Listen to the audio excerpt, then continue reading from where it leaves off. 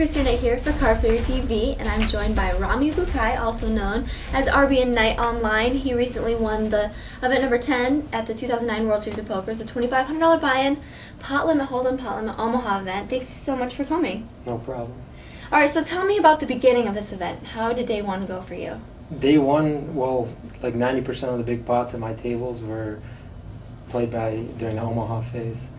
So, I mean, there was a lot of tournament players, tournament no limit players that played the tournament, and they didn't really have quite a grasp on full-handed Omaha. So you'd see a lot of things that just shouldn't be done in an Omaha tournament. Can you give me an example, like some of the things that they were doing that they shouldn't be doing? Well, potting it out of position, like from the big blind or the small blind. Continuing on flops when it's pretty obvious they have aces that they shouldn't be continuing on. Just kind of beginner mistakes for Omaha players, but kind of new things for them because you don't play too many Omaha tournaments too often. Okay.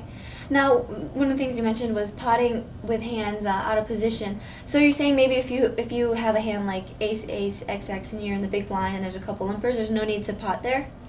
Well, I mean, especially early on when you can't get most of your stack in there, yeah, you shouldn't be potting unless you're balancing it with a wide range of hands. But even then, it's hard to play against good players. Okay.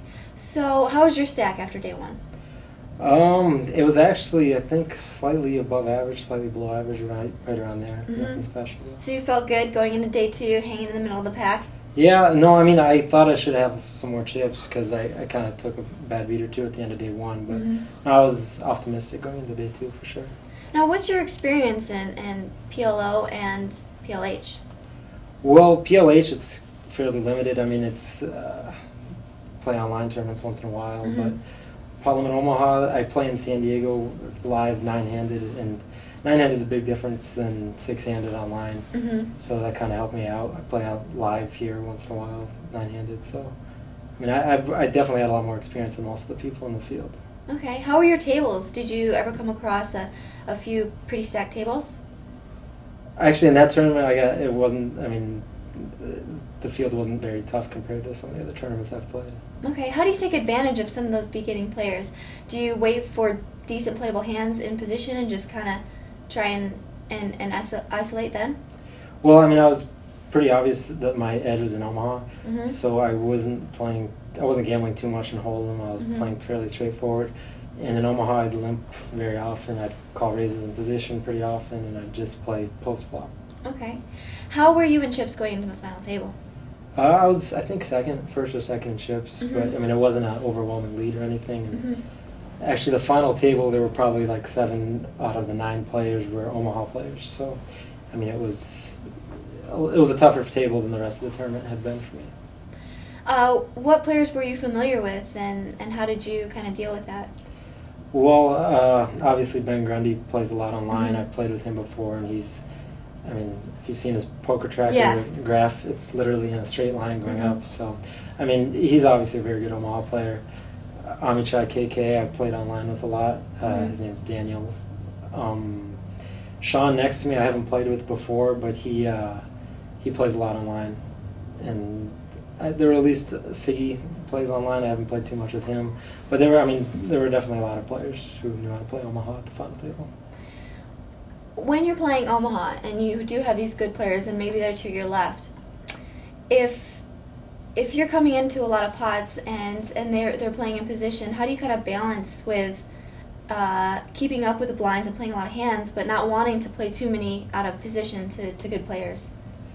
Well, it was, I mean, actually the final table, it kind of worked to my advantage because the guy directly to my left was the shortest stack, and he ended up getting second, but he was down to like barely like one and a half big blinds at one point in the tournament. So it kind of helped me.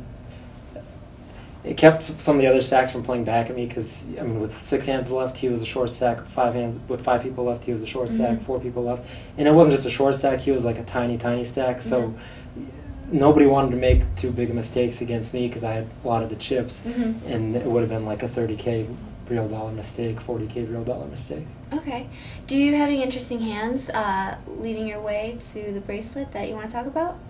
Well, I mean, honestly, I was only all in the tournament for all my chips once, and it was in hold'em, of course, with 3 people left. I flopped a flush draw with flop came ace 9-4. I had queen 5 of diamonds, and I led for like a minimum bet, and he raised me, and it was a limped pot, so I shoved, and he had an ace, and he called, and I hit a diamond. So. Oh, nice. Yeah. Well, it's always kind of scary. That's the first time you've been all in and you're on a draw. Were you sweating that card a little? Yeah, no, it was kind of a surreal feeling because I mean, I was pretty nervous. I was just praying it would come.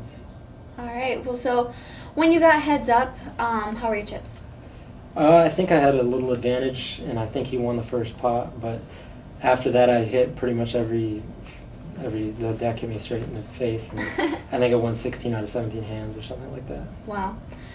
So you're getting ready for the main event? Yes, I'm getting ready for the main event. I already signed up. I'm day 4 or day 1D.